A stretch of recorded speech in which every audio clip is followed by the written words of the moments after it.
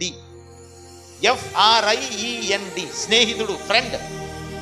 ఈ ఫ్రెండ్ ప్రేమ, ఈ ఫ్రెండ్ స్నేహము యుగ యుగాలు ఉంటుందని అనుకుంటాం.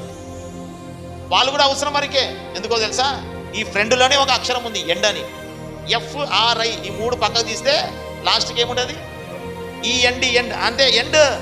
ఏదో ఒక రోజు సమాప్తము, ఫుల్ స్టాప్, ఎండ్, సమాప్తము. ఫ్రెండ్ కూడా మనం అనుకుంటుంటాము చిన్నగా ఉన్నప్పటి నుంచి, నిక్కరేసుకున్నప్పటి నుంచి నా స్నేహితుడు వీడు అని చెప్పి పట్టుకొని ఉరుక్కుంటే తిరుగుతుంది. నా స్నేహితుడు, నా స్నేహితుడు, నా స్నేహితుడు అని.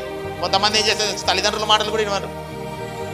నాకు నా స్నేహితుడే కావాలా అని చెప్పి తల్లిదండ్రుల మాట కూడా వినరు. అయితే ఈ ఫ్రెండ్ కూడా ఏదో ఒక రోజు ఎండ్ అయిపోతాడు. ఏదో ఒక రోజు ఎండ్. శాశ్వతమైన ప్రేమ ఏ ప్రేమ ఉంది తెలుసా? అది క్రీస్తు యేసు ప్రేమనే. ఈ లోకములో స్త్రీ వ్యామోహంలో పడిన ఆ ప్రేమ ఏదో ఒక రోజు ఎండ్.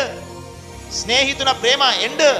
కానీ యేసయ్య ప్రేమ అది ఎప్పుడు కూడా పర్మనెంట్, అది కొనసాగుతూనే ఉంటుంది. శాశ్వతమైన ప్రేమ.